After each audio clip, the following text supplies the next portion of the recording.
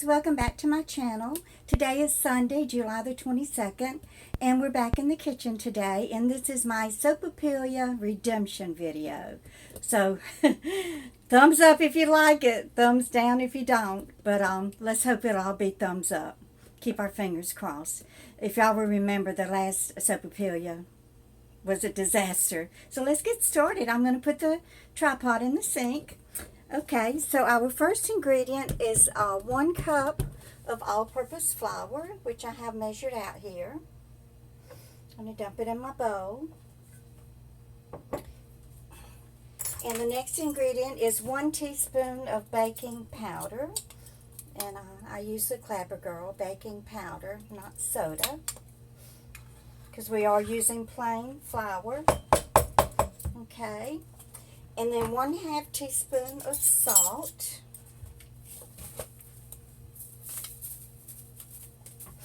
There we go. And now this is for Nick Allen.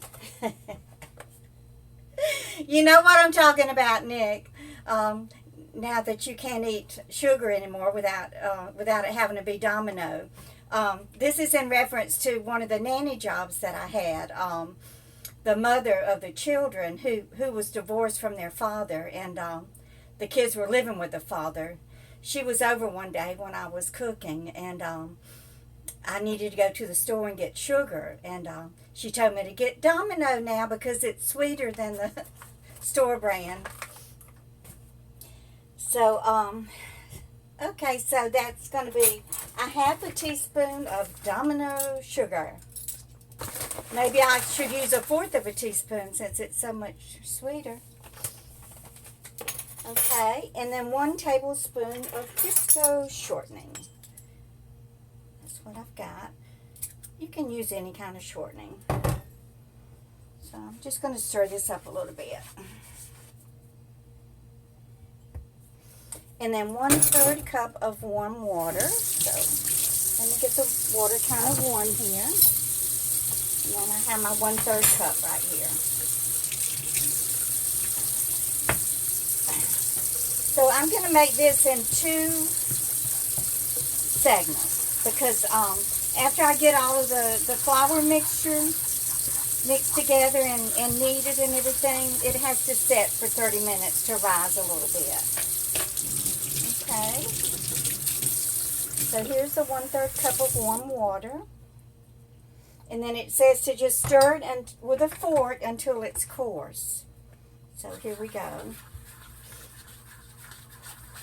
Now this is going to be an R-rated video because I'm going to talk about some adult topics.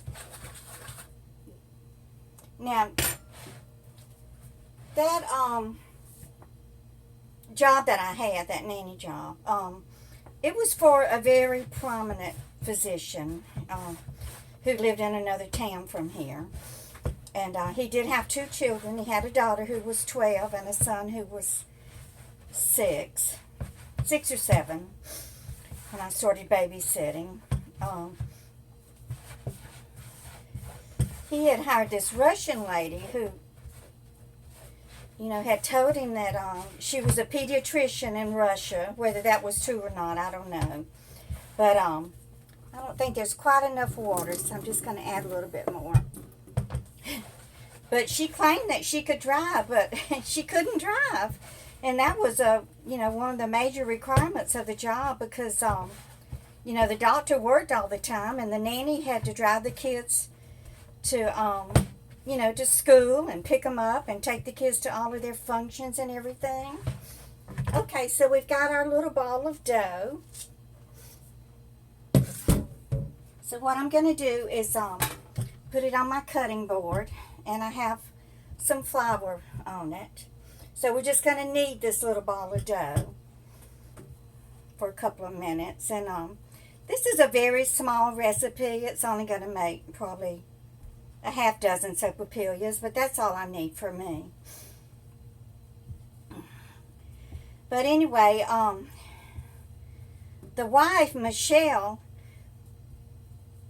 whenever she needed money, she would either go into the office and go into the doctor's office and close the door and give him a blowjob, and he would give her $200. And she bragged about that. You know, she was such a lunatic. She was an alcoholic and a drug addict, and of course she got a big alimony settlement, and I think she bought a car with that, because she didn't buy a house. She ended up living in her mother and father's basement. So I have a little tiny roll of little tiny ball of dough. So we're just gonna let it set for a little while. Let me wash this dough off my hands, and then we'll go. A few of my subscribers have been asking me to start on my Nanny Diaries segment, so that's what I'm gonna do. You know, I never kept a journal or anything, so everything that I talk about is just from what I have in my head, from what I can remember. Oops, I forgot my water, y'all, and I take antidepressants, and they dry out my mouth, and nobody has to tell me to drink water. I'm constantly drinking it.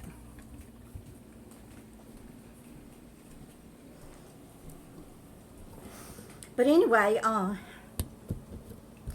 the doctor, he had been working in the hospital there, but he got fired for sexual harassment. And two of the nurses there had accused him of rubbing his erect penis up against them.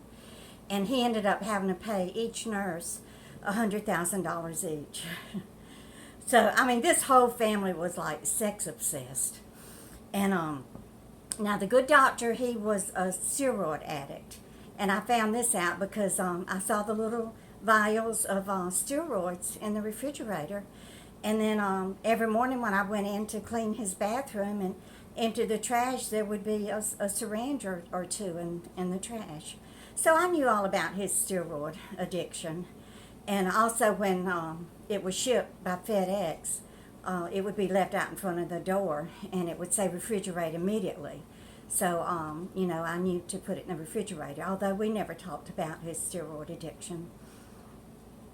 But the little boy, well, the daughter was really into dance. And then the little boy, who was 7 years old, he didn't do anything. And so I felt sorry for him, so I got him into Little League. And so he started playing baseball and everything, and I would take him to the practice and pick him up and take him to the games and everything. And I had to use the doctor's home computer to, you know, to see what the Little League schedule was. Well, I would go in on there and turn on his home computer, and all of these pictures of these transvestites would pop up.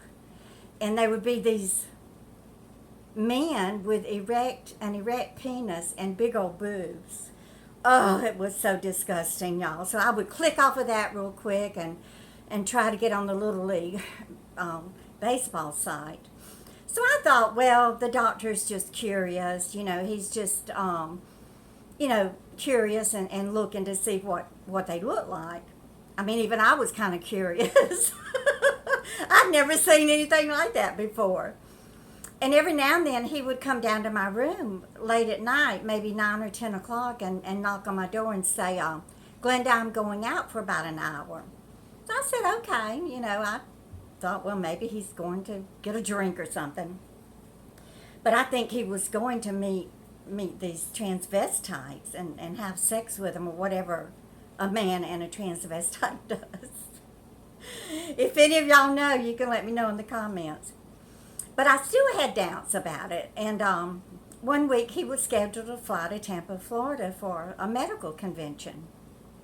And don't you know, while he was gone, I found this, the transvestite site, and the area that he was looking for them in was Tampa, Florida. So I knew then that he was picking up these transvestites off the internet. So disgusting. But he had a girlfriend, and she was Hispanic, and she was just crazy about, you know, this doctor. And she was, I think, like a physician's assistant at one of the clinics where he was working up in North New Jersey. So he was dating her and everything, and she would come over and spend the weekend. And, I knew this little secret about him, but I wasn't about to tell her. Well, one day she goes up to use the computer, and I'm thinking, oh, Lord, what if she sees these transvestites? So she had a little boy and a girl. So she was up there on the computer, y'all, and all of a sudden I heard this. She was upstairs in the level up there in his office, and she comes boom, boom, boom, boom, boom, boom, boom, boom, running down the stairs, crying, and she grabs up her kids and leaves. She saw those transvestites on his computer. Oh, I knew the shit was going to hit the fan.